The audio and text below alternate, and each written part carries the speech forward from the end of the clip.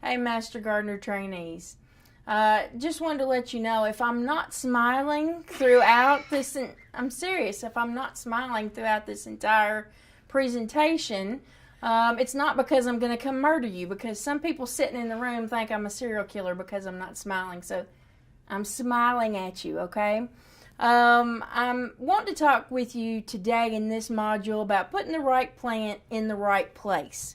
Now, by now, you've already learned that there are 9 basic principles in Florida-friendly landscaping. And let's go back over those just real briefly before we move on. And also, your training is going to focus in on several different aspects of all of these principles. But keep in mind, you'll start to see a theme among all of them. And it's always really boiling down to water conservation and water preservation at the same time. Sometimes it's very obvious, sometimes not so much, but that really is what our training is about. It's about environmentalism and beyond that, helping folks understand their place in the environment, but how to have an aesthetically pleasing, valuable landscape and also home gardens. But also it's about helping with the pollinators, helping with our butterflies, our bees, and just generally helping the environment be healthier and reducing our impact on it as human beings. So our FFL principles include right plant, right place, and that's what we're going to focus in just a few minutes. Controlling yard pests responsibly. There's definitely right ways and wrong ways of doing this, and we're certainly going to be covering that through training. Fertilizing appropriately. A lot of folks tend to think to be Florida friendly that you don't fertilize. That makes no sense. Remember, plants are living things and they need nutrients. They do have to have fertilizer, okay? So we've got a whole series of modules where we're going to talk fertilizers. Watering efficiently. Again, a lot of people tend to think that if they're utilizing native plants, that native plants don't need water, that they don't need nutrients. It's simply not true. These are living things, but there is certainly a right way and a wrong way to water, to irrigate, and to fertilize. 90% of the problems I see homeowners have is from watering too much. So we'll certainly focus in on irrigation later on as well. Recycling. Now, this might be obvious to some folks, maybe not so much to other people, but recycling is very easy to do in the lawn. Most people tend to think first and foremost of composting, which is very easy to take yard waste, certain types of yard waste, and certain types of things that even come out of the home. And we recycle those nutrients back into the environment. There's right ways and wrong ways of doing that as well, okay? But also consider things like rainwater harvesting. And a lot of you probably have rain barrels or will have rain barrels by the time you finish Master Gardener training. But there's right ways and wrong ways to use that water. Okay, so recycling takes on a lot of different concepts. It's not just about the yard waste itself. Mulching. You would think that mulching is pretty straightforward, but a lot of people mulch completely inappropriately and cause a lot more harm to their landscape plants and to the environment in some ways. Reducing stormwater runoff, and this one is a big one, and this is probably one of those that's much more specific, if you stop and think about it, to rainwater and conservation, rainwater and stormwater conservation and preservation. So reducing stormwater runoff, our soils are very, very sandy. We have 1 to 1.5% organic matter in our Florida soils, especially through Central Florida. So when water hits, it generally leaches, and leaching means moving down through the soil profile. It goes straight down and it goes straight into the aquifer, basically is what ends up happening.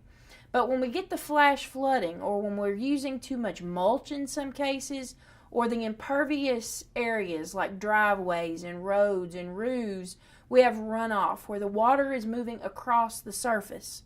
No matter what, that stormwater runoff eventually is picking up all kinds of pollutants, many of those that we've put out. Remember, fertilizer, if it's used inappropriately, can be a pollutant. Pesticides, if used inappropriately, can be pollutants. And that rainwater is going to be picking up diluting and carrying those pollutants eventually into the stormwater drains, into retention ponds, and sooner or later into our drinking water sources, the aquifer down beneath our feet. So it's all about reducing stormwater runoff and leaching at the same time of potential pollutants. Another principle specifically dealing with water conservation is protecting the waterfront. And this is not just concerning our beaches along the Gulf of Mexico, but even our retention ponds. A lot of people think that retention ponds are there to be a beautiful, aesthetically pleasing part of the landscape. They are a functional, pollutant-catching body of water. And when they're designed correctly and when they're maintained correctly, they're designed to catch all of that runoff and the pollutants and slowly allow for the water to move down into the water table, down into the aquifer, and hopefully catch as many of the pollutants as possible in what ends up becoming sediment and sludge. They're kind of toxic landfills, if you will, for the water. But we do need to protect those and allow those to function properly. But our lakes, our rivers, our streams, all of those we need to be protecting the waterfront. And really what I mean by that is preventing pollutants from getting into those. It's not just the straightforward stuff like oils and gases, pesticides and fertilizers, but it's also even the green stuff, even grass clippings. Those are full of nutrients. The nitrates, the phosphates, and all of those contribute to some pretty extensive water pollution. So it's about protecting the waterfront regardless of what kind of waterfront we're talking. And then obviously attracting wildlife. The more diversity we have in our landscape, whether that be in plants, animals, all the different insects that are running around through there, even your grandkids. We want to be attracting wildlife and diversity into the landscape. And all of that really amounts to doing all of these other principles correctly. It's very much if we take care of our waterfront, if we take care of our lawns and our ornamentals and our landscaping properly, the wildlife will come. It will come to us. We live in a heavily populated state. We're kind of being overrun at this point in time, and that population is going to continue to increase. And we have more and more frequent interactions with wildlife.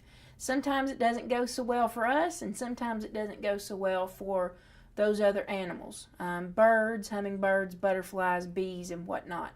And we need those. And in some ways they also need us, and they certainly need us to be doing things the right way. So the more that we can attract wildlife and live together with the wildlife, the better. And it's pretty easy actually in some cases to do that, and we're going to talk about that through training. But let's go ahead and start focusing in a little bit more on right plant, right place. Our Florida-friendly yards, we want those to use water and fertilizer appropriately. Use the pesticides only when needed.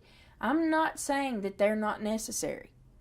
They're part of an integrated pest management program. And, but they shouldn't be the first thing that we turn to. There's a lot of cultural techniques and controls that we can use first and foremost, so that when we do use the chemicals, we use them appropriately. We're not using and abusing them. They shouldn't be vilified, but they certainly have to be used appropriately.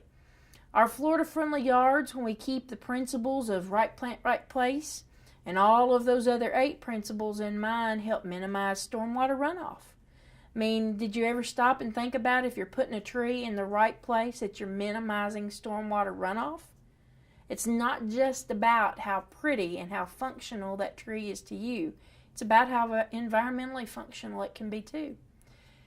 We recycle lawn clippings back into the environment. We provide habitat for wildlife, and we are protecting the waterfront. All of this by just using the right plant in the right place.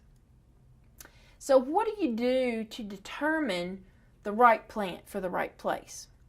A lot of folks tend to overlook this aspect. We tend to go, I'm going through the store and I like that particular plant and I like the color, I like the shape, I want it in my yard, it's pretty. It doesn't necessarily mean that we have the right place for it.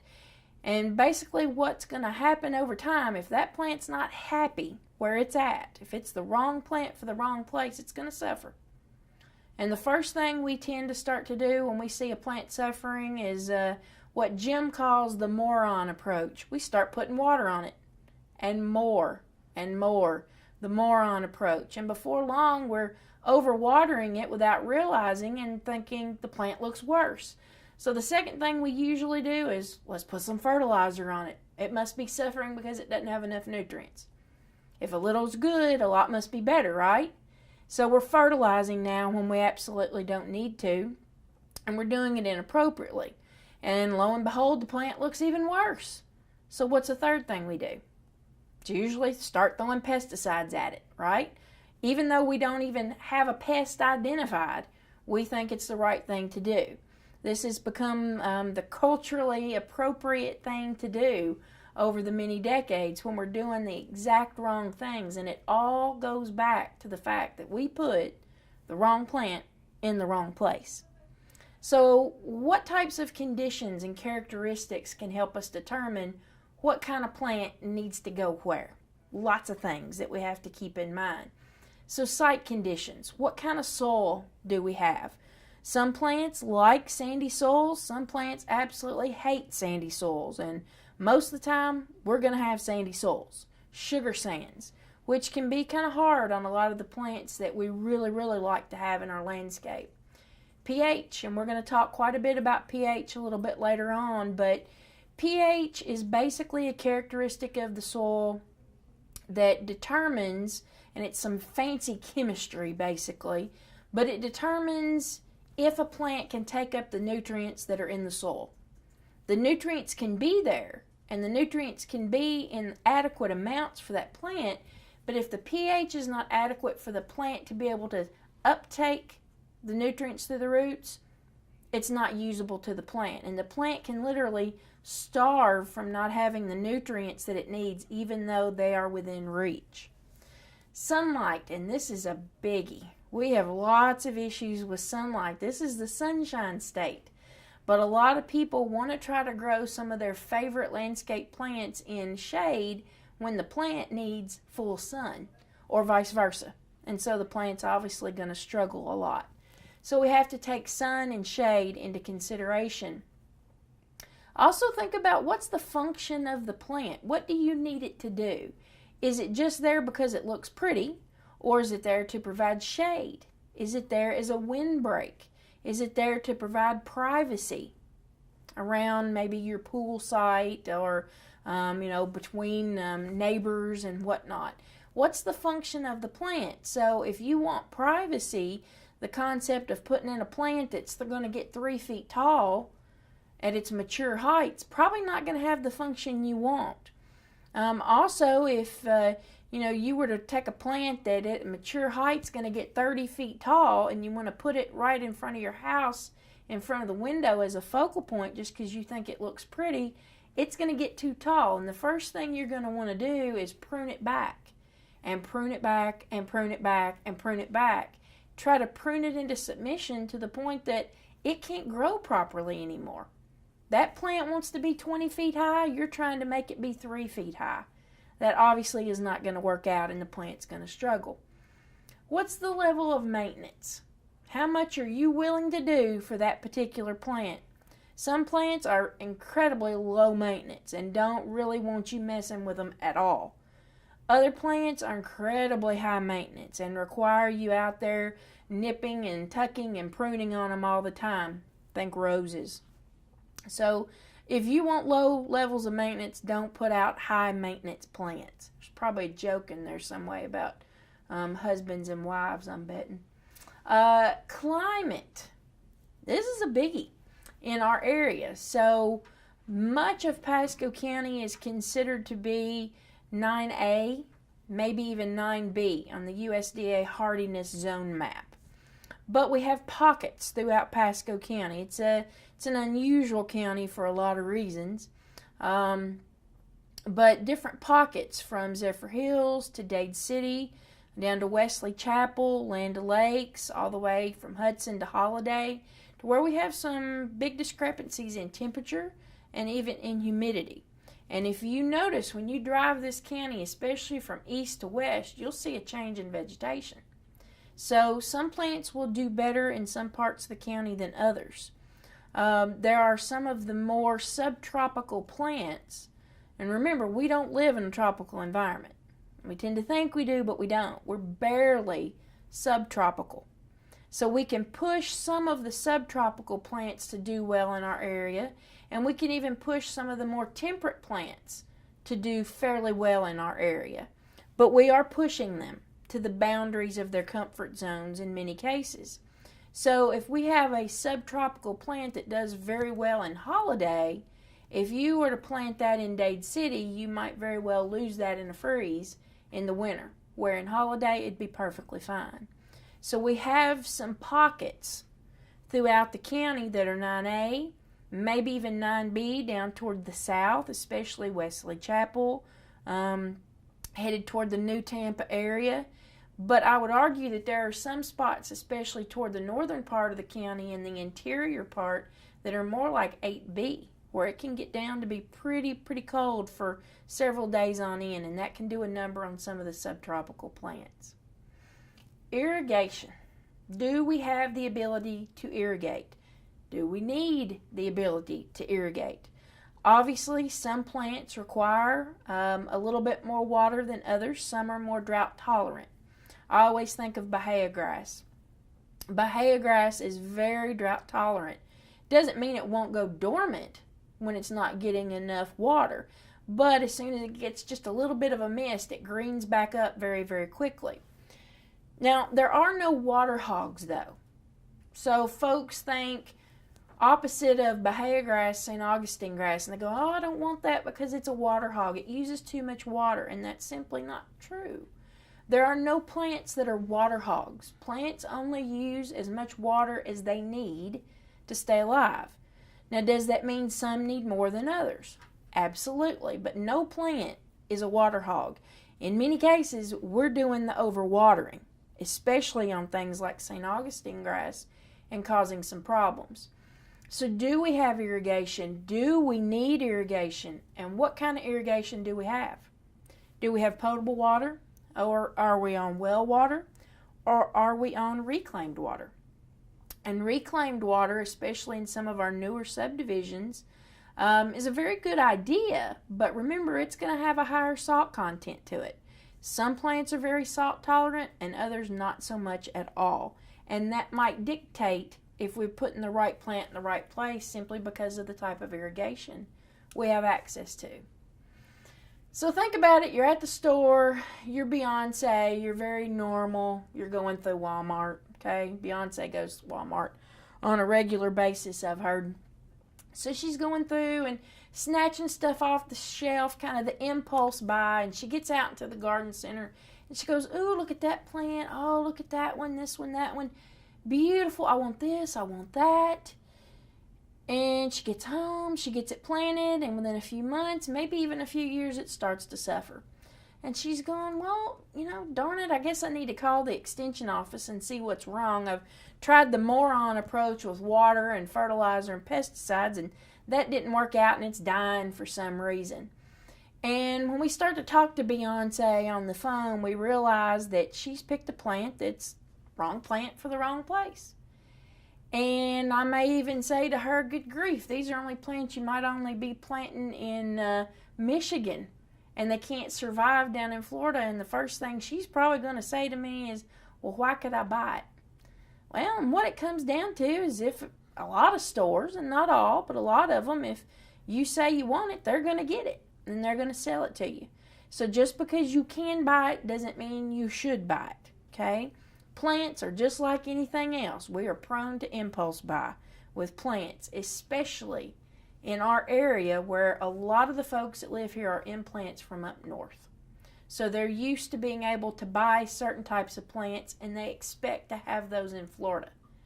They come into Florida, they see a lush green state, and they think anything can grow here. And a lot of things certainly can, but this is a very different place with very different conditions. And in many cases, they're putting the wrong plants in the wrong place and starting off on the wrong foot. So let's talk a little bit more specifically about those site conditions, about the soil, about pH, a little bit more detail about light levels. It's very important. And again, this is one that I face constantly with homeowners, and you're going to face these types of issues as you help folks throughout your community. So with the soil should be considered a living thing. It's made up of a lot of different types of things. There are elements in there. You think of periodic table of the elements, the sulfur, the chlorine, the sodium, the phosphorus, the potassium. There's all kinds of things in there, and plants need 16, 17 different elements to be able to survive and to thrive. And if they're deficient in any of those, it's going to cause some problems, some more severe than others. But there are also structural components, rock components that are breaking down over the eons. So there's lots of different particles in there, some clay, mostly all sand in our area, a little bit of silt, depends on where you're at. We do have some pockets of clay in parts of Pasco County, but not too much of an issue. But all of those things have a big impact on plants. So sand particles, for example, are very big. So there's a lot of pore space between those particles, and you can actually get quite a bit of airflow. And roots need air. A lot of people forget this part, but roots need air. But that pore space also makes leaching a very high potential. So the water's going to move straight down and not across like it would in a clay or even somewhat silty type of soil. If you were to see a glass container of clay soil sitting here and I poured water, the water would move across the surface and then down. With sand, I pour water, it moves straight down immediately. There's very little lateral movement of any kind of water whatsoever. And so this can do a number on some plants as well. But we also have microorganisms in there. There's bacteria, there's fungi, we have nematodes, which are segmented or non-segmented roundworms. We'll talk more about those later. Some good, some bad. And we also have all kinds of other worms and small animals, rotifers and whatnot, that are all in there working, trying to make a living, but having an impact on the plant. And most of all of those are good. Some of them can be bad. And how we treat our soil environment and what kind of plants we put where can predict how well that plant can do with its interaction with these other living things, with these microorganisms. So usually though, when we talk about soils and what you would need to know to interact with the public, you'd need to talk about texture, the soil characteristic of texture, the water holding capacity, and the nutrient holding capacity. So the obvious answer here is we have basically no water holding capacity and no nutrient holding capacity. Like I said earlier, 1.5% organic matter. That probably should sound counterintuitive to you. This is a lush environment where a lot of things grow very, very quickly. But because we have such high levels of humidity and we have very high temperature levels, all of that material, when it dies, that plant material and animal life, when it dies, decays very quickly. So it doesn't stay around. It doesn't really contribute to the soil structure and characteristics of the soil. So there's really not much at all, because how big the sand particles are there to capture and hold nutrients and water in the root zone. So this can be a major limiting factor for a lot of our plants. And it's another reason, a perfect example of why, regardless of the kind of plant, you still got to fertilize it. And depending on how old it is, if it's established or not, and where it's located, you're probably going to have to water it sometimes. Florida has a dry season. Florida has a wet season. Okay? And if we have extended periods of drought, even our more established plants that are many decades years old that wouldn't need supplemental irrigation, we're going to have to water them or we're going to lose them. They're going to stress. And we've seen that a lot over the last few years. So a healthy soil is alive.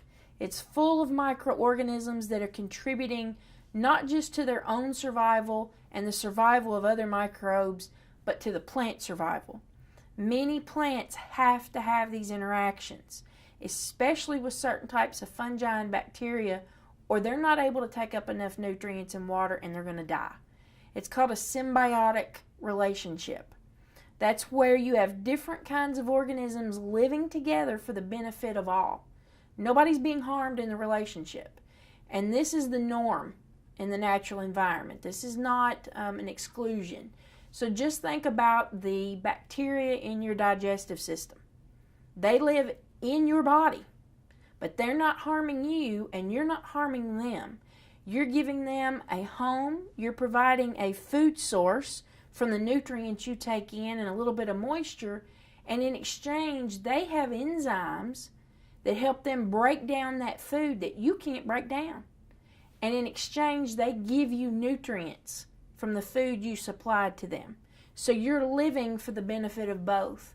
A symbiotic association. This is the norm. Not only do animals live like this, but plants do as well. So plants have to have these associations.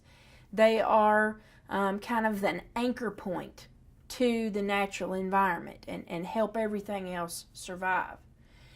Healthy soil is loose. It's not compacted. It can hold moisture. It can hold nutrients. We have certainly loose soil, but very little capacity to hold anything. Keep in mind, it takes time to improve the health of soil, especially when you're talking about our sugar sands, our sandy soils. And you know, a few years ago, I was in Montana giving a presentation to some Master Gardener coordinators from all across the nation, and I kept mentioning sugar sands. And they were all looking at me like I was totally crazy. I'm sure I probably am a little bit crazy.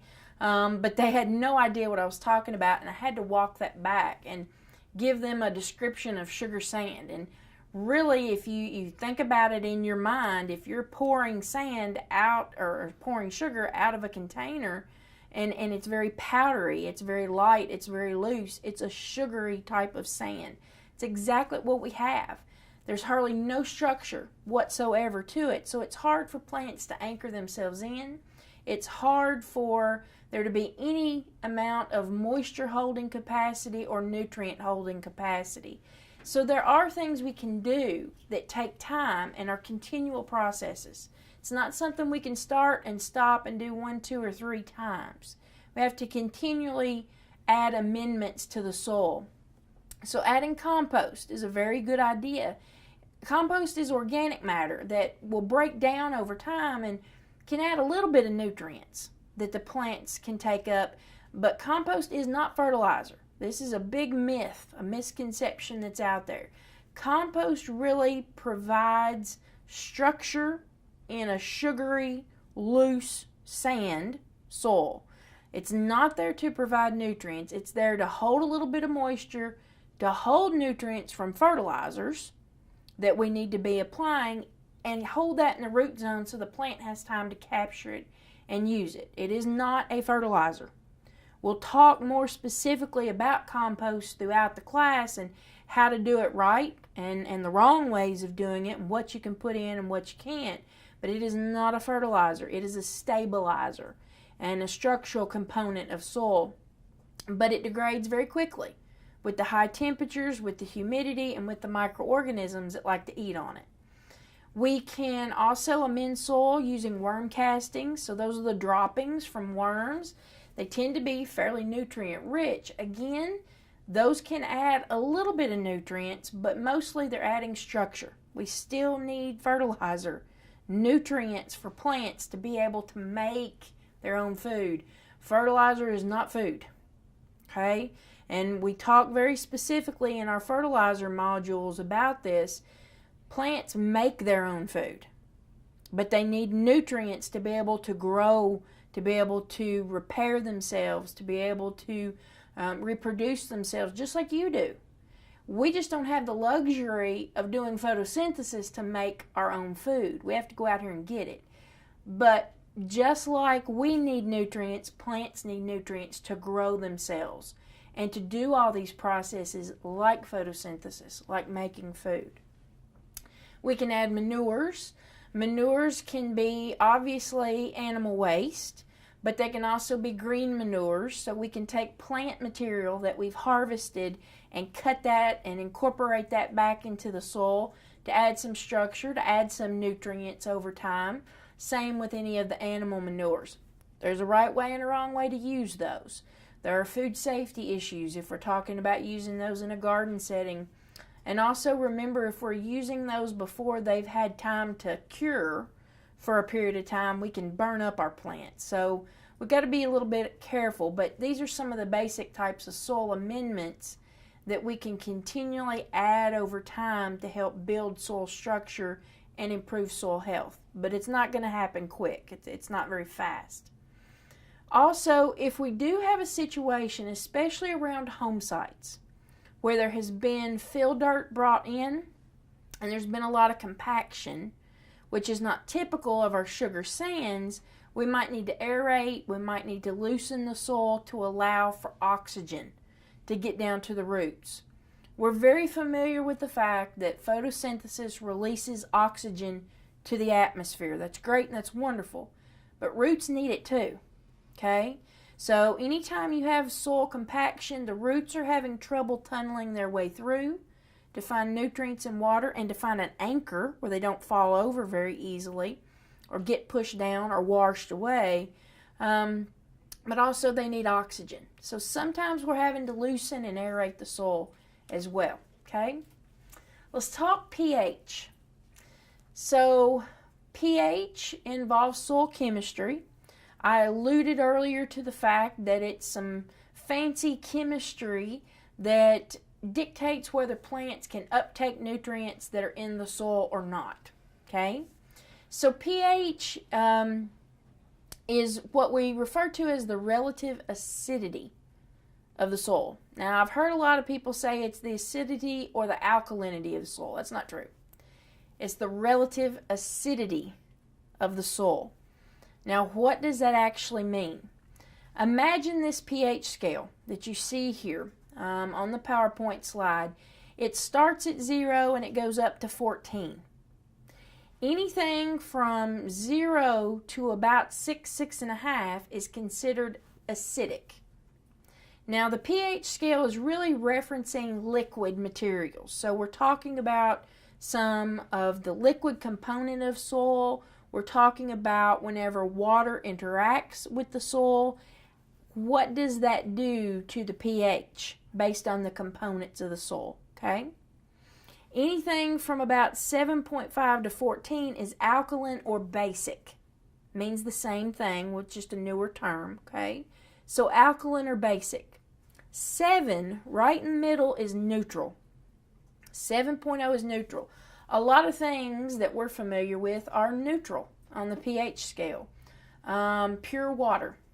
Now, not the stuff that comes out of the tap, okay? But pure water that's been distilled, we've taken everything out of it except H2O, is usually right on a 7. Blood, sweat, tears, milk, any of those biological fluids is usually very close to 7, okay? Most plants, except for a few, most plants like for the soil that they're planted in to be from about a 5.5 to a 6.5. So on the acidic side of the scale. Now let me put that in context to you. A 1 on the pH scale is hydrochloric acid. Hydrochloric acid eats through metal, and it will take the hide right off of you before you can say jump, okay? A 2 or 3, a 2 to 3, is about the equivalent of lemon or lime juice. Now, if you've ever gotten that on your hand for very long, you felt kind of the stinging and the burning. Okay, it's very, very acidic. A 5, somewhere between 4 and 5, is beer. Coca-Cola is about a 3 on the pH scale. That's why it's a very good solvent. It's good for cleaning, especially metals, taking battery acid off of your battery. So plants like to be just slightly less acidic than even some of the things we like to eat and drink. So 5.5 to 6.5 is the general range where most nutrients in the soil are available through that fancy chemistry to the plant, meaning they can take it up through the roots and use it to build themselves, to repair themselves, to reproduce themselves, and all those kinds of things we call life. Okay? Now, some plants like to be somewhere around neutral, maybe a little bit around a 7.5. But what we tend to see happening around 7, or neutral on the pH scale, is the chemistry causes those nutrients in the soil to be locked up. They're there, but the plant can't take them up and the plant can't use them. So over time, the plant starts to starve, regardless of how much more fertilizer and nutrients we tend to put out. So we're always looking in our situation, in our area, because the parent material that makes up our sand, our soils, if you want to call them that, they're really just sand, we're always looking to try to, in most cases, lower the pH. The average pH across Pasco County in our area is 7 to 7.5 of our water, which affects the pH of our soil then. So plants are usually struggling a little bit. Some plants are more tolerant of a little bit of a higher pH, like St. Augustine grass. It usually does fairly well, 7 to 7.5. It's not much of an issue. Bahia grass starts to struggle if it gets much above 7, 7.5 because it can't take up the nutrients so well. But it's a hardy plant, so it usually can survive. We do, though, have some plants that are what we call pH finicky, and those plants have got to have a pH usually down very acidic, or they will die very quickly. And I'll show you some examples of some of those in a minute. Some of them are even very important vegetable and fruit crops. So you're never going to be able to permanently change the pH of a soil. This is a continual process, part of our building a healthy soil profile. This is going to take acidic amendments like sulfur that we're going to be adding over time continually. But you do have to stop and ask yourself, how do you know what the pH of your soil is? How do you know how much fertilizer you need to apply, or if you need to apply it? The first step before you make any changes to these soil characteristics is to have a soil test done. And you know, through the extension office, we can help do that. We send those up to campus, up in Gainesville. We help homeowners do this, very cheap, very inexpensive, and it comes back with a set of recommendations to tell us what kind of nutrients the plants need that are there, and also the pH. And then I can help, and you can help homeowners make the right amendments to free up the nutrients to their plants.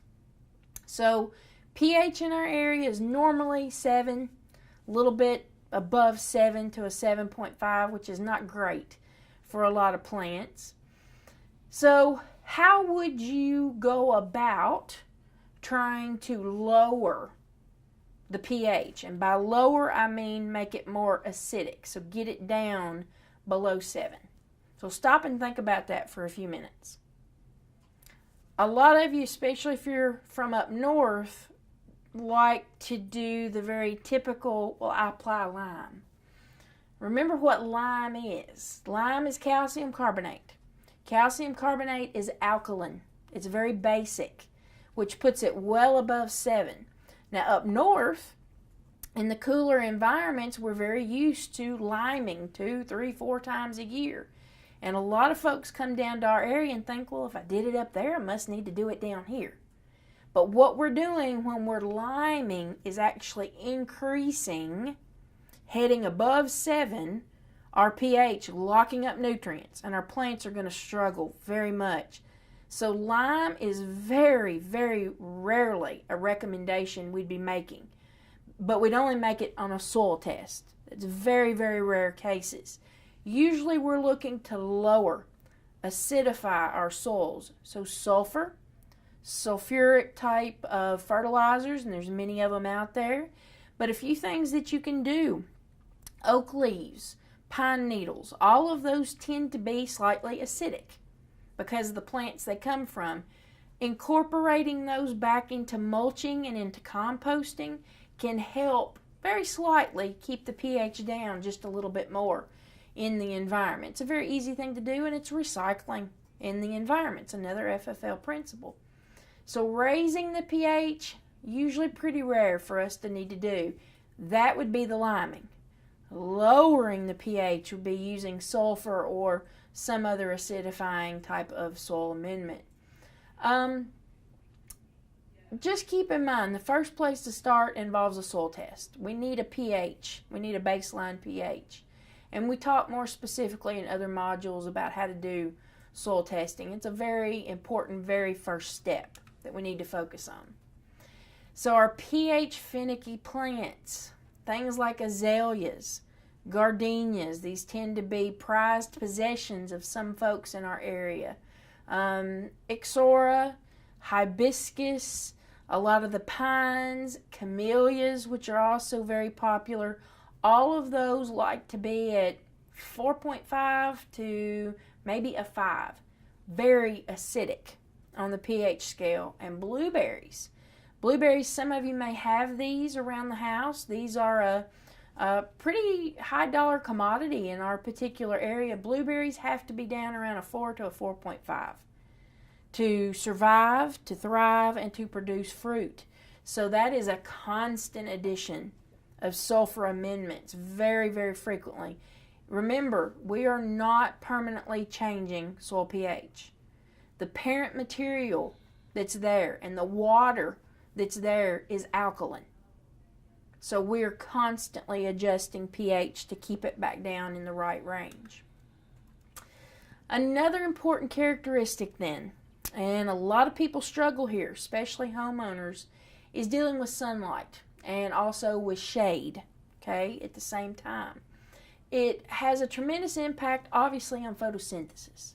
So we know with photosynthesis, we take carbon dioxide, we mix that with a little bit of water, and I am way oversimplifying this, generalizing a series of hundreds of chemical reactions that go on in plants. It's actually more complicated than what goes on in our bodies.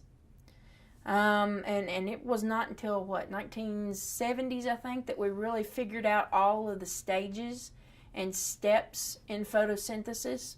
But what we finally realized is we've got CO2 from the environment. That's what we breathe out. CO2 from the environment with water. Chlorophyll, that's a pigment in the plant, captures sunlight's energy. Okay? And in this really miraculous set of chemical reactions, we take very low energy reactants and get very high energy products. Sugars, carbohydrates is what we get out of that. And as a byproduct, we get some oxygen too into the atmosphere that we then can breathe in at the same time. So sunlight is the energy that is captured by the plant that drives at half, roughly, of all these different chemical reactions that plants have that allow them to make their own food. So if a plant by nature requires a whole lot of sunlight and you stick it in a shady spot, that plant is going to start to starve over time. It's making too little food is really what it all boils down to. It's oversimplification, but that's what's taking place. Now, we have lots of folks that have major issues, especially if they're in a CDD or an HOA, and they say, you got to have St. Augustine grass in the front lawn. And we've got these typical postage stamp lawns where everybody's got the huge oak tree that is the wrong plant in the wrong place because there's definitely not enough room for this humongous tree that's giving off a tremendous amount of shade. And you want St. Augustine grass to be growing up under it and be healthy and thick and vigorous. St. Augustine grass needs at the least 6 hours of full sunlight. And what I mean by full sunlight is middle of the day, the hot, intense stuff, the stuff that gives you a bad sunburn. That's what that plant needs to do enough photosynthesis to make enough food to survive. Anything less than 6 hours, it's going to suffer. It's going to lose vigor. It's going to be thin. It's not going to look so good. And over time, it's going to start to fade away. And what everybody wants to do then is, well, it needs more water, it needs more fertilizer, it needs pesticides. That's not the case at all. We are doing so much more harm than good. Plants that are in areas that are shady, that they don't like shade, that they can't tolerate it, the more we tell it to grow by putting fertilizer on it, the more water we put on it, the more stress we do to the plant. So the quicker it's going to die. It's what it comes down to. And so the next step beyond all the moron approaches is to resod.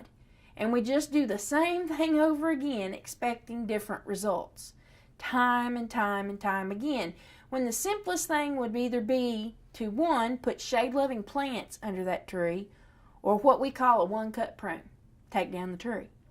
You can't have both. You can have one or the other in these particular kinds of cases. But we see it time and time again. When folks call about issues with their turf grasses, the first thing I ask them is, how much sun are you getting? Most of the time they have no clue, okay? Full sun, middle of the day. We're talking that 9 to 3, 4 o'clock span. Early morning sun, late evening sun just does not do enough. Those are not high quality, high intensity amounts of sunlight to contribute enough to photosynthesis for the plant to do well, okay? So we could talk about photomorphogenesis, photoperiodism, phototrophism, all these different ways that plants respond to light, but that's really the basics of what you need to understand is full sunlight and what we mean by it, okay? But we can talk a little bit more specifically about how light influences growth of plants. You have light quality, so that's the wavelengths. This is radiation. So it's the wavelengths, the amount of radiation that reach the surface of the plant. Some plants require a lot more than others, okay? Some plants can have partial shade. Some plants like full shade where it's almost completely dark under there. They've evolved to tolerate that. They prefer that. And if you were to put them into a sunny situation, you're probably going to kill them. You're going to scald them. It's too intense because the quality of light is too high. So this is a very big component of putting the right plant in the right place. It's not just the soil. It's not just the access to water. It's not just the fertilizer or how close it is to the house or how big it's going to get under a light line. It's also about what quality of sunlight is this plant going to get and how long is it going to get it. So the duration, the photoperiod, the amount of time it's exposed to light. And when I say St. Augustine grass needs at least 6 hours, I mean it. You drop to 5.5, it starts suffering. You will see very frequently St. Augustine grass sold as being shade tolerant. That is a very relative term. It's slightly misleading, in my opinion, at the same time. Shade tolerance does not mean it likes shade. It does not mean it does well in shade. It means at 6 hours, I can survive. But I prefer 8 to do well. Okay? That's really what it boils down to. Bermuda grass needs at least 8, prefers 10 hours of full sun all day long, middle of the day. Okay? That's why as soon as those light levels drop below 8 hours in the fall, it's dormant, it's brown, it's down until we're getting at least 8 hours in the springtime for it to start to green back up. So Bermuda grass is a very good example of showing the photoperiod and the wavelength, the intensity, and the amount of time that plants need. Otherwise, either they die or they go dormant, depending on the plant. And then also the quantity, the intensity, the concentration of sunlight. And this is all predicated from seasonality. So in the winter, we know we're further away from the sun, the intensity level drops. In the summer, we're closer to the sun, obviously, because it's hotter, and we have a higher intensity of sunlight, a higher quantity. So all three of those really factor into influencing growth. And anytime plants are not getting enough quality, enough photoperiod or duration, and enough quantity, the growth is going to slow. Their requirements for water, their requirements for fertilizer are going to go down. And in some cases, they're going to stress a whole lot at the same time. Okay? So sun versus shade, a very important, really one of the most important factors to consider in right plant, right place. The quantity, the quality of light is an important issue. Most all of our plants need full sun to thrive. Some partial sun. So we're looking at filtered sun where it's kind of dappled coming through the leaves, getting down to the plants. Some require shade, almost full shade to thrive because the intensity is just too great for them. Some plants can take a little bit of both. You think about caladiums. Caladiums can do fairly well in shade and fairly well in full sun. They usually like something in between, partial, throughout the day. Even azaleas can take a little bit of dappled light, but this is one of the things that even my mother loves to do is put azaleas in full sun, and she wonders why they struggle. They do like partial shade. They like it to be filtered. This is why they do so well under those big oak trees. Especially in Florida, they need some shade to them. Okay? So full sun, direct sunlight, and what we mean is at least 6 hours during the middle of the day, during the hottest part of the year, during the growing season. Leaves on what we call the sun-loving plants are going to be thicker. They generally are going to have less surface area. They'll usually have less chlorophyll. And it only makes sense because why would the plant put a lot of energy into making great big leaves with a whole lot of chlorophyll when they don't need it?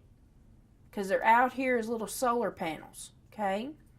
The plants that find themselves being more shade-loving will have bigger leaves, wider leaves, will also have a lot more chlorophyll in them to catch as much sunlight as they can because they're not as exposed to as much. So just because you can look at the morphology of the plant and be able to tell in some cases where it prefers to find itself in the environment. Okay?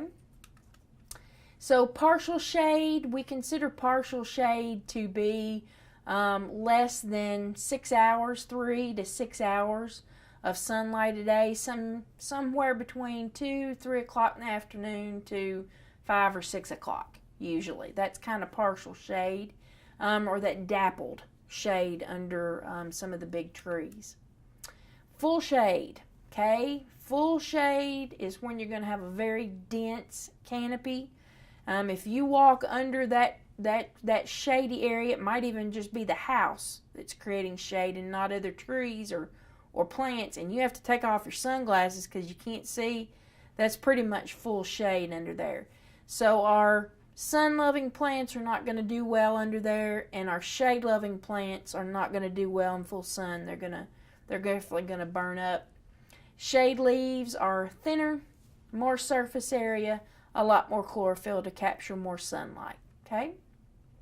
And don't be afraid of the shade-loving plants. There's really not a lot of limited choices. There's a lot of very beautiful plants on there. Shade gardens are very nice. We should be promoting those to folks, especially with the postage stamp lots, with the one big oak tree out there. Okay? So climate, temperature. I also mentioned that to you earlier that we have some unusual pockets throughout Pasco County. We're labeled as 9A on the USDA zone hardiness map. We got pockets of 9B. We've got pockets really of 8B. I've heard some folks argue maybe even 8A, kind of like Hernando County up in that area. And I wouldn't really argue that. We do have some chance for frost. Some parts of the county have opportunities for even a freeze, a hard freeze. Dade City, even Zephyr Hills up in those areas. We do get those periodically, so we need to be choosing plants that are adapted to the cold to be the backbone of the landscape. As you see on this particular slide, that Bismarck palm, we've got quite a few of those scattered throughout even the Dade City area. And I've watched those over the years do remarkably well. And that was because they were in protected locations. There were windbreaks of other plants around those. And they were getting a lot of really good sun exposure. But these Bismarck palms are not supposed to be growing really in Pasco County. They don't do well. These are more tropical, subtropical type species.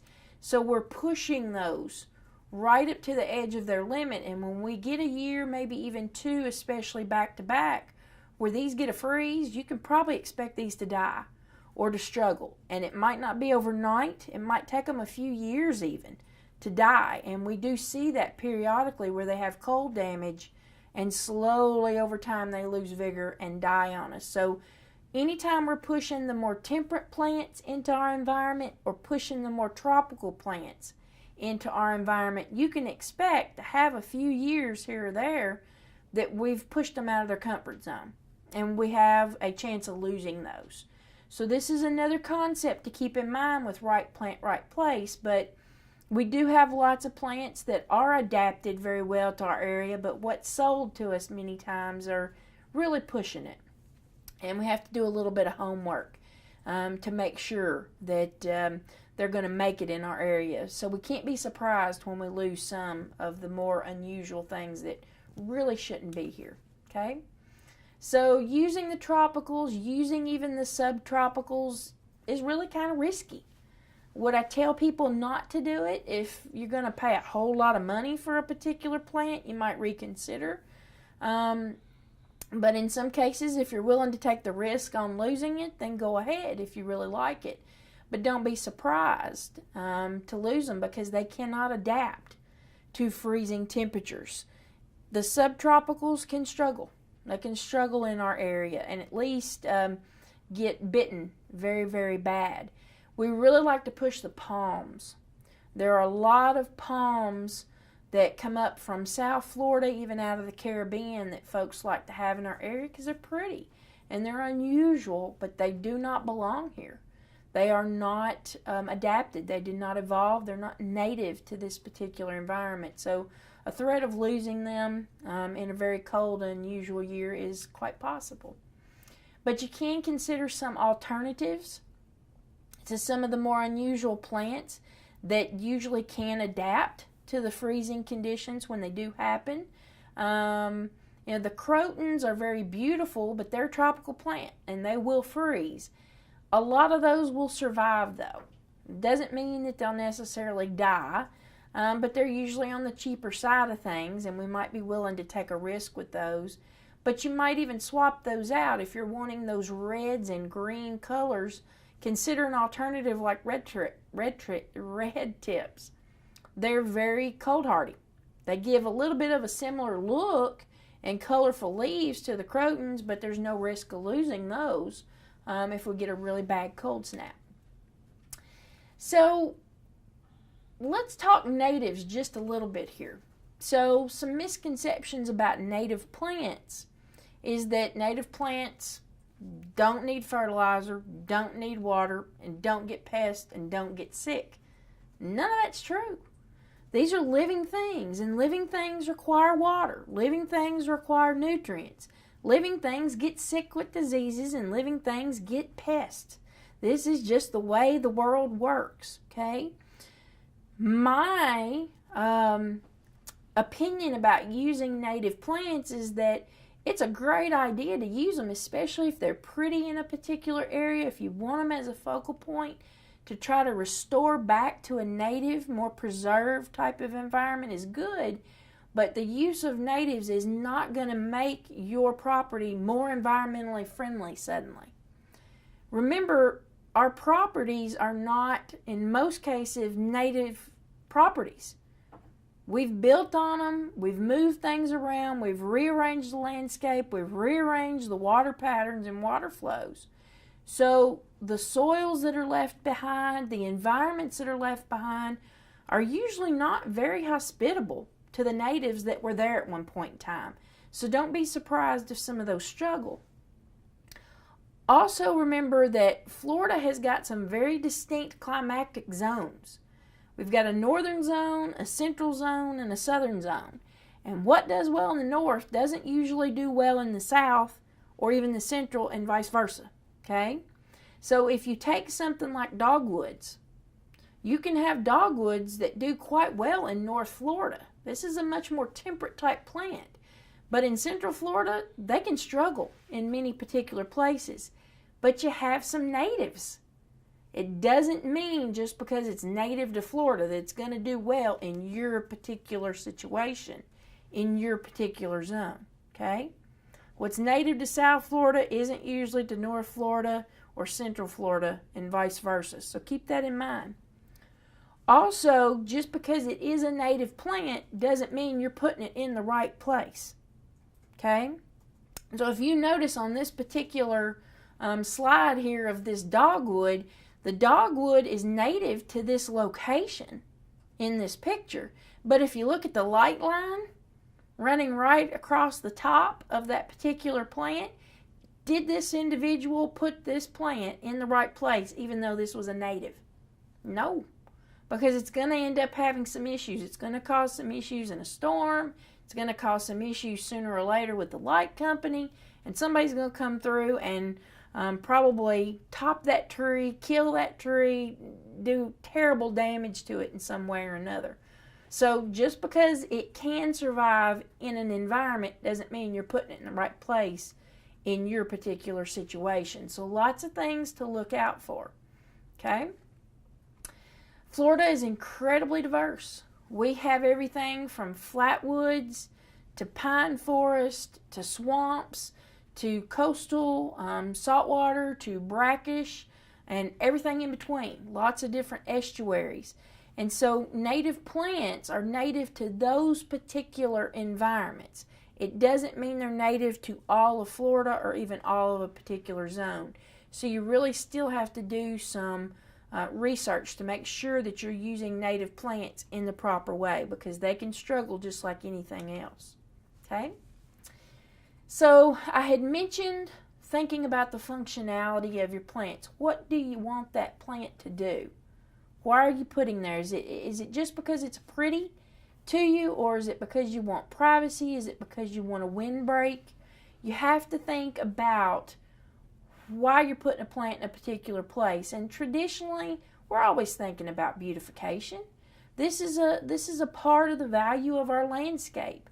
How pretty is it? I mean, if you've bought and sold a house any time in the last few decades, you know how valuable or invaluable your landscaping can be to the sale of a home, and how much money you can make or how much money you can lose. The newest concept for landscape design is to take beauty and add in the functionality. So let's make the plant work for more than just the beautification and the aesthetics. Let's let it be a functional part of the environment. Okay? And a lot of times that means we have to resist that impulse buy. When we see something kind of exotic, kind of pretty, maybe we don't need it because we don't have the right place for it. Okay? So where do you want a particular plant to go, and why do you want it to go there? Let that be one of your guiding principles, plant function. So lots of horticultural characteristics to think about here when you're thinking right plant, right place. What's going to be the mature height? What's going to be the mature spread? What's the branching habit? The flowering, the fruiting. What does the foliage look like? How is it going to function over time? Okay? It really is about form, it's about color, it's about texture, and it's about mass of the plant. You can have all of the other characteristics, all of those kind of stars, characteristic stars align for a plant in a particular environment. If you got the right soil, you got the water, you got all these other things line up. But if you've only got enough space for a 4-foot mature plant, you can't stick one in there that wants to be 20 feet tall, because you're going to always be trying to prune it back into submission, and it's going to struggle. You're probably going to kill it, but it's not going to end up having the function, and it's certainly not going to have the beauty that you want it to have, and it precipitates that moron approach to a lot of homeowners. So we've got to be thinking of what's this plant going to be like in 10 years, 20 years, 30 years. Not just what does it look like today when it goes into the ground, okay? What are the cultural requirements for growth? Do I need to be constantly pruning this thing for it to look good? Is it something I can kind of just set it and forget it? And what am I willing to do to have this plant be functional and beautiful in my particular environment, okay? So lots of things to keep in mind here. There's a reason why people get paid really good money to be landscape architects and landscape designers, because they're taking all of this information, researching the plants, researching the spaces, and putting right plant in right place, hopefully. So there are a lot of architectural uses for plants that you should keep in mind. Plants can be used to form walls. They can be used to form canopies, even floors.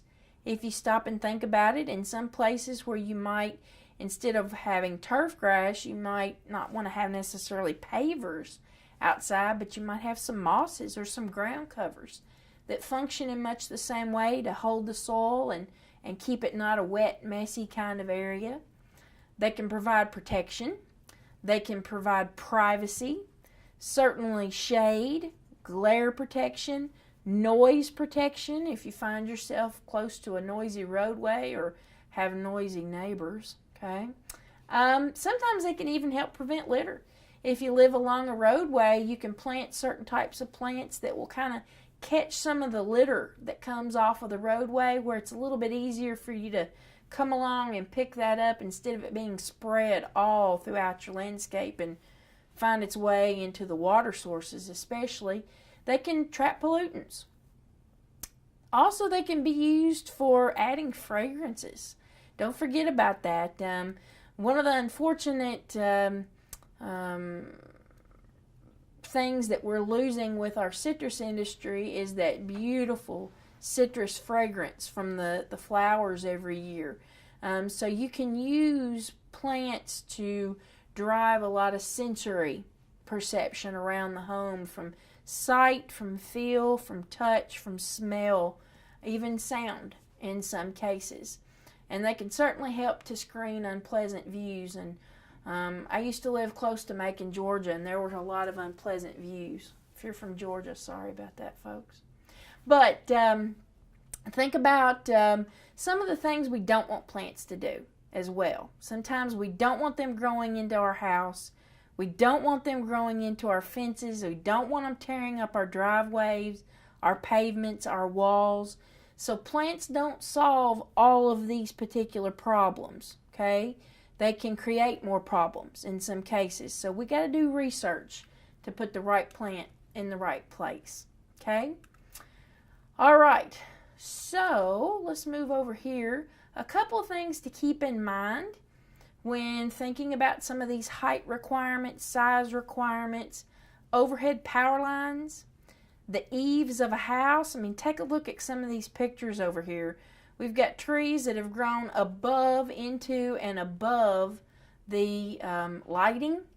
So in a parking lot where lighting is there for safety reasons, safety and security reasons, if you've got plants blocking those lights, that's not a good function of that plant. In some cases, growing up into the power lines can be dangerous structurally, but also remember, electric lines give off a lot of energy, a lot of radiation, and that can burn and that can damage and injure and kill some plants, especially palms. That can be really sensitive to the radiation given off. And I mean, look at this one particular plant where somebody has planted a palm under the eave of a house, and it's literally growing into it. So you have no choice here, either to allow damage to the house or to take down that palm. And that can be a really expensive mistake that people make down the road. So always choose plants based on mature height and width at the same time, okay?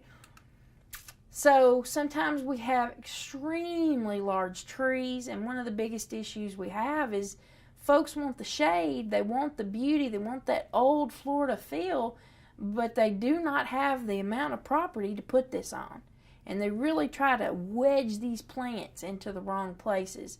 But there are alternatives to some of these larger trees. Use some of the smaller trees that can be beautiful focal points.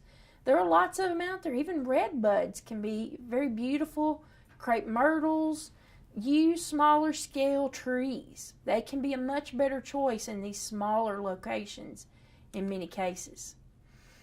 I always like to think of plants being like puppies. They're very cute when they're small. I have 3. They were adorable when they were small. Now they take all of my money and they terrorize me, okay? So plants in small little 1, 2, 3 gallon containers, you go, oh, it's so beautiful. I want to take it home. It's going to be great. And then it grows up. And it's a nightmare, okay? And it takes a whole lot more money, a whole lot more energy to try to control and wrangle in some of these. And we find ourselves causing structural damage to the house. We find ourselves having to pay somebody a lot of money to come remove these, and then we're starting all over again. And it was preventable from day one if we just thought about the puppy in the window. So keep that in mind. Those levels of maintenance, I mean, do you really want to be on a ladder several times a year trying to knock back some of these jungles that we create out there? And I mean, how many times have you done this or driven by and seen a neighbor doing this, which is very dangerous in many cases? And I don't know about you, but whenever you hit 40, you get to the point where getting on a ladder is more and more life-threatening every day. So keep levels of maintenance in mind. How much do you want to be having to maintain it, okay? Look for alternatives to some of your favorite plants, but also keep in mind that if it's labeled dwarf, it doesn't necessarily mean it's tiny. So think about this dwarf Chinese holly, okay? The dwarf compared to its counterpart of the standard, which might get 20, 30, 40 feet high, the dwarf is still going to get at least 8 feet high. Not 2, 3, 4 feet where people like to try to submit all of their shrubs to. If you've noticed, everybody likes to trim them into all these little weird shapes, little meatballs out in front of the house. Those plants do not like to be trimmed into submission like that. So we've got to keep mature height in mind and spread, even if it's labeled dwarf. It doesn't mean it's going to be tiny. So keep that in mind as well, okay? Here's just a couple more examples here. I like this Viburnum suspensum. It's got a moderate growth rate, but it tops out at 12 feet. That's where it wants to be, and most people like these to be down 3 or 4 feet, and they struggle when they're pruned back like that, okay? So really do try to think outside of the box and use plants in different ways. Some of them can be like ligustrums that are small to moderate trees, can be kind of structurally pruned in a way to make them into a small, nice, focal point little tree in the landscape. They don't have to be big bushy things if we know how to treat them and how they like to be treated, okay? So reduce maintenance, reduce frustration, just like our examples of trying to grow grass under trees, by putting the right plants in the right place. In many cases, we force ourselves into making some really hard choices to where either we've got to remove the trees altogether or maybe even fight our HOA sometimes. So making good choices up front is very important. Going with the shade-loving plants under the trees instead of turf grasses is a very, very wise choice and option. And there's beautiful ones. Cast iron plants, caladiums again, monkey grass, mondo grass, ivy, ferns. There's all kinds of beautiful examples that can take the place of turf grass in these particular places. And you can end up with some really beautiful examples when we have the right plants in the right place with different textures, different heights, different sizes, different colors. We can have a very beautiful landscape that's functional at the same time. So make sure that you're also trying to keep in mind the concept of a hydrozone. And what we mean by hydrozone is put plants together, group them based on their water requirements. If you've got plants that don't require a whole lot of water to thrive, tend to group those together. If you've got plants that tend to need a little bit more water to get by, put those together in the environment. Intermingling and mixing those will cause some plants to either be too dry or too wet. And that can cause a lot of issues in the environment as well. So the concept of hydrozones and planting plants based on water requirements is becoming more and more critical all the time for water conservation and also just the health of your plants. Okay? So here is a very good example of a hydrozone where we've got pines, we've got palmettos, and we've got azaleas here. All have very similar water requirements in this particular environment, and it ends up being quite beautiful. Different heights, textures, and colors. So lots of benefits to putting the right plant in the right place. You can get a quality landscape. You can have a lot lower maintenance. You end up over time with a lot less cost, especially in maintenance, especially when you're not trying to replace plants very frequently. A higher property value, and also a much healthier environment because we're not putting out too much water, too much fertilizer, or the pesticides, especially when they weren't necessary in the first place. So these are really key points. The benefits, highlight the benefits of putting the right plants in the right place. It just makes sense. So there's lots of places to find more info. As a master gardener, you cannot know everything. I certainly do not know everything, but I do know where to find the information.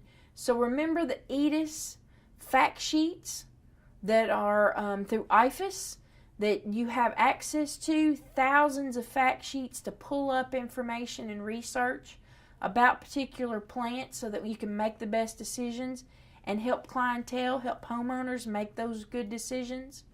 Your Florida-friendly guide and plant selection landscape design that we give you a copy of, refer to that. It is an excellent source that tells you everything about any of these types of plants that you might want to use in a landscape and where they need to go. It can help you make decisions on right plant, right place. And then there is the Florida-friendly plant database. You can always refer to it free online, and it gives you a wealth of information. At this point, there's really no excuse for putting the wrong plants in the wrong place. The information is so easily accessible, but we just have to have these basic concepts in mind. And for many people, it may be the first time that somebody says, are you thinking about the irrigation requirement? Are you thinking about the mature height, the mature width? Are you really thinking about how you want this plant to function and why you're putting it where you're putting it? So this is all about not really the what, not really the how, it's about the why. It's what this really all boils down to. So remember, Florida-friendly landscaping, your plant database, you can find it online very easily. Very beneficial to you to be able to look through, and it's very easy to use. And there is the plant selection and landscape design guide I mentioned, and you've got a copy of that. All right, so thank you very much for listening to Right Plant, Right Place, and I will be back with you next time for our next module. Thank you.